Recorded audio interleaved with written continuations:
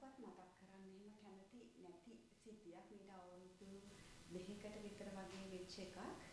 ඒත් කියනවා නම් අපි බැන්දට පස්සේ ප්‍රෙග්නන්ට් කියලා දැනගත්තේ 2021 දී. මම ඇත්තටම මමත් හස්බන්ඩ්වත් මේ සිද්ධිය චුට්ටක්වත් එහෙම දැන් මතක් කරන්නවත් මම ආස නැහැ. මොකද මට ඇති වෙච්ච නෙගටිව් ෆීලිං එක මම හිතන්නේ මගේ මුළු ජීවිතේ කිසිම දවසක මම හිතන්නේ මගේ කවදාවත් මට ඒ වගේ දැනෙලා තිබ්බේ නැහැ.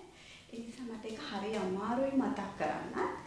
ඉතින් ඊට පස්සේ අපි දෙන්න ගොඩාක් කතා කරා දැන් මෙහෙම හරියට වර්ධනය වෙන්නේ නැති දරුවෙක් එක්ක මොකද්ද කරන්න කියලා. කතා කරලා එතකොට ඒ වෙලාවේදී මගේ හස්බන්ඩ්ගේ දෙගොල්ලන්ගේම පේරන්ට්ස්ලා හරියට අපිට ගොඩාක් සපෝට් කරා. මොකද අපි හිතුවා දැන් මෙහෙම දරුවෙක් හදනවද හදන එකටත් වඩා තියෙන ප්‍රශ්නේ මම මාස 9ක් දරුවා තියාගෙන ඉන්න එකටත් වඩා මට තිබිච්ච ප්‍රශ්නේ මේ දරුවා ආවහම ඊටු ජීවිත කාලේ කොහොමද කරන්නේ ඊට පස්සේ ඒ දරුවා අපි නැති වෙච්ච දවසක ජීවත් වෙන්නේ කොහොමද මේක ලොකු ප්‍රශ්නයක් වුණා. අන්තිමට දෙමව්පියන්ගේ ඔක්කොම කැමැත්තෙන් අපි වෙන රටකට ගිහිල්ලා මට ඇත්තට මේක මම ආසත් නෑ මතක් කරන්න අපිට දරුවා නැති අයින් කරගන්න සිද්ධ වුණා. හැබැයි මම මේ වෙලාවේ වෙනකොට මට හිතෙනවා එදා මමයි හස්බන්ඩ්ුයි ගත්ත තීරණය තමයි මම හිතන්නේ අර සිද්ධිය ඊටාම නරක වුණත් ගත්ත හොඳම තීරණය. මොකද මේ වෙනකොට මට දැන් අවුරුදු 2ක දරුවෙකුත් ඉන්නවා. මොකද ડોක්ටර්ස්ලා කිව්වා ඒ සර්ජරි එකෙන් පස්සේ අවුරුදු 2ක් යනකම් ප්‍රෙග්නන්ට් වෙන්න එපා කියලා. එහෙම වුණත් අපිට මාස 6කට පස්සේ ප්‍රෙග්නන්ට් වුණා. ඒ දරුවා ඊටාම නිරෝගී. අපිට දැන් අවුරුදු 2ක චූටි දුවෙක් ඉන්නවා. ඉතින් මම හිතන්නේ මගේ ජීවිත කතාව මගේ මේ සිද්ධිය හරිම අමාරු වුණත් මට හිතෙන්නේ ඔයාලා එහෙම දරුවෙක් බලාපොරොත්තු වෙන අම්ම කෙනෙක් නම් මේ ඇබ්නෝමැලිටිස් ටෙස්ට් එක කරගෙන මම හිතන්නේ ඒ වගේ වෙලාවක ඔයාලට හිතෙනවා නම් මේ ඩිසිෂන් එක ගන්න ඕනි කියලා ඔයාලට පෞද්ගලිකව මට එතකොට පුළුවනි ඕනනම් මොකද මගේ පෞද්ගලික එක්ස්පීරියන්ස් මගේ පර්සනල් ඒ වෙලාවේ මම කොහොමද ඉමෝෂන්ස් මැනේජ් කරන්න කියලා අත්දැකීමත් එක්ක මට පෞද්ගලික වුණත් ඔයාලට උදව් කරන්න පුළුවන්. මම නම් හිතන්නේ මේ වගේ එකදී අපි ඒ තීරණය ඉතා අමාරු වුණත් දරුවෝ එන්න දරුවන්ගේ සහ පවුලේ ඔක්කොගේම යහපත උදෙසා මේ වගේ තීරණයක් ගන්න ඕනි කියලා. මම මේ කියන්න යන සිද්ධිය ටිකක් අමාරු එකක්. ඒත් දැන් අවුරුදු 2021 දී තමයි අපි බැන්දට පස්සේ මුලදීම අපි දෙන්න ප්‍රෙග්නන්ට් කියලා දැනගත්තේ. දැනගෙන අපි ડોක්ටර් කෙනෙක් ගාවට ගියා. එතකොට ડોක්ටර් මාස 3ේදී විතර අපිට ටෙස්ට් එකක් කරා ඇබ්නෝමැලිටි ටෙස්ට් එක කියලා. ඒත්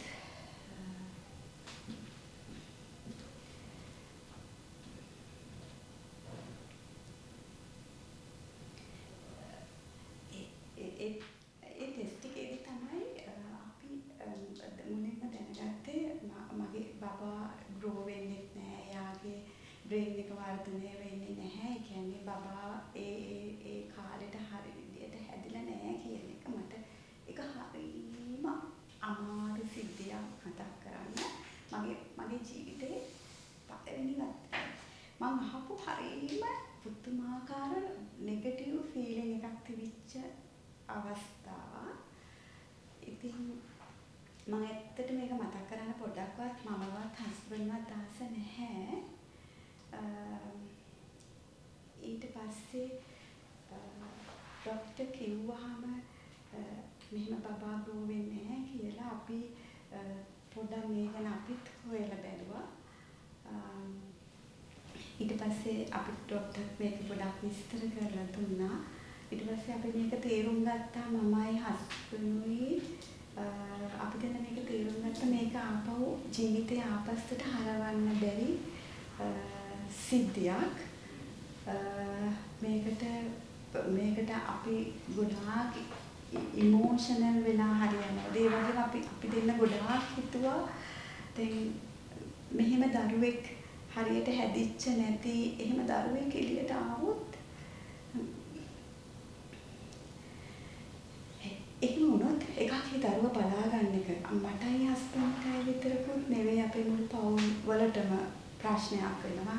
ඒ දරුවට පුද්ගලයෙක් විදිහට ජීවත් වෙන්නත් ලොකු ප්‍රශ්නයක් ඇති වෙනවා. ඒ ඔක්කොටමත් වඩා අපි දෙන්න නැති වෙච්ච කාලෙක කොහොමද යා ජීවත් වෙන්නේ? ඔන්න ඔය වගේ වයි ඊට පස්සේ මගේ හස්බන්ඩ්ගේ දෙන්නගේම පේරන්ට්ස්ලාත් එක්ක කතා කරාම අපිට ඒගොල්ලෝකින් ලොකු සපෝට් එකක්. ඒ කියන්නේ අපි දෙන්න හිතපු දෙයට උදව් වුණා. ඒගොල්ලෝ හැමෝම කියපු දේවල් අපි ස්ටඩි කරපු නිසා ඒ ගෙවල් වල තිබිච්ච සපෝට් එකයි අපි දෙන්න ගත්තු ඩිසිෂන් එකත් එක්ක අපි ලංකාවෙන් එළියට ගිහිල්ලා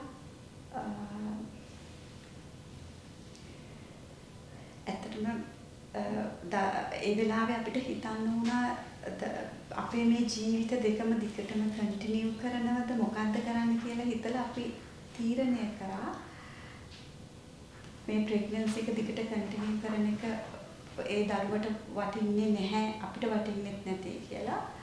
ඉතින් ඒක නිසා අන්තිමට ඒ වෙලාවේ අපි දෙන්න ගත්ත ඩිසිෂන් එක ගැන දැන් හිතුවහම මට හිතෙන්නේ ඇත්තටම ඒක අමාරු වුණාට අපි දෙන්න හරියම තීරණයක් හරි හොඳ ඩිසිෂන් එකක් ඒ වෙලාවේ ගත්තා කියලා. ඉතින් ඊට පස්සේ අපිට ඇත්තටම ડોක්ටර්ස්ලාත් කිව්වා එහෙ ගිහින් ආවට පස්සේ ප්‍රෙග්නන්ට් වෙන්න එපා කියලා. ප්‍රෙග්නන්ට් වෙන්න හොඳ නෑ කියලා. දැන් එහෙම ඇවිල්ලා ඉන්නකොට තමයි අපිට මේ සිද්ධියේදීත් තේරුනේ සමහර දරුවෝ මෙහෙම හම්බ වුණාම ටික කාලයක් ඉන්නවා. එතකොට ඒගොල්ලොත් එක්ක අම්මලා ඒ දරුවෝ දුක් විඳලා සමහර දරුවෝ අතරමැදි නැති වෙනවා. සමහරව ඊට වඩා වැඩි කාලයක් දුක් විඳිනවා. දැන් ඇත්තටම එහෙම ගත්තාම අපිට පස්සේ ඒ දවස්වල එක හරිම අමාරුවෙන් කරපු දෙයක්. පහු වෙනකොට ඒත් හිතුනේ ඒක හරිම බුද්ධිමත් තීරණයක් කියලා. මම නම් හිතන්නේ ලංකාවේ හැම අම්මා කෙනෙක්ම මේ වගේ ප්‍රෙග්නන්ට් වෙන්න යනවනම් මෙන්න මේ ටෙස්ට් එක කරලා මේ දරුවා හරියට හැදෙනවද නැද්ද කියලා බලන එක හරිම වැදගත්. එහෙම බලලා ඊට පස්සේ ගොඩක් අර ඉමෝෂනල් වෙලා තීරණ ගන්න නැතුව මේක බොහොම තාර්කිකව හිතලා රැෂනල් විදියට හිතලා මේක කන්ටිනියු වෙනවද නැද්ද අපි මොකද්ද මේකට ගන්න ඕන හරි විසඳුම හරි දේ මොකද්ද කියලා එහෙම තාර්කික රැෂනලි හිතලා මං කියන්නේ ප්‍රෙග්නන්ට් වෙන ලංකාවේ ඉන්න හැම අම්මා කෙනෙකුටම එහෙම කරන්න පුළුවන් නම් මං හිතන්නේ ඒක ඊටාම හරිම වැදගත් වෙනවා. දැන් මේ අපි නැත්තම් අපි ලොකු ලයිෆ් එකේ හાર્ඩ්ෂිප් එකකට දරුවෝ අපි පවුලේ වටේ කොමල්ලම ගත කරන්න වෙනවා. ඒක අඩු කරගන්න පුළුවන් වෙනවා. ඉතින් ඒකත් එක්ක දැන් අපිට ડોක්ටර්ස්ලා කිව්වා ප්‍රෙග්නන්ට් වෙන්න එපා කියලා. ඒත් අපිට මාස 7-5ක් 6ක් යනකොට අපි ආපහු කන්සීව් වුණා. වෙලා දැන් අපිට අවුරුදු 2ක දරුවෙක් ඉන්නවා. ඇත්තටම මම හරිම අකමැති සිද්ධියක් තමයි මේක මතක් කරන්න. ඒත් මට හිතුණා මේක කියන එක මේක කිව්වහම කාට හරි තව අම්මා කෙනෙකුට ප්‍රයෝජනයක් වෙයි කියලා. ඉතින් හැම අම්මා කෙනෙක්ම මේ ඇබ්නෝමැලිටිස් ටෙස්ට් එක කරගෙන පුළුවන් නම් හොඳ ඩිසිෂන් එකක් අරගන්න. එහෙමවත් මම හිතන්නේ මේ දරුවෝ අම්මලා කොට ලොකු ජීවිතේ වද විඳින එක නවතිවි. ඉතින් ඇත්තටම මට කියන්න තියෙන්නේ පුළුවන් තරම් ඒ වගේ වෙලාවකදී තාර්කිකානුකූලව තීරණයක් ගන්න. ඒ වගේ වෙලාවකදී ඕගොල්ලන්ට කාට හරි පෞද්ගලිකව ඉමෝෂනලි සපෝට් එකක් කරන්න ඕන නම් මේක එක්ස්පීරියන්ස් කරපු කෙනෙක් විදියට මම ඕන වෙලාවක ලීස්ටි පෞද්ගලිකව වුණත් ඒකට උදව් කරන්න. ඇත්තටම මට කියන්න ඕන වෙලා තිබ්බේ ඒක.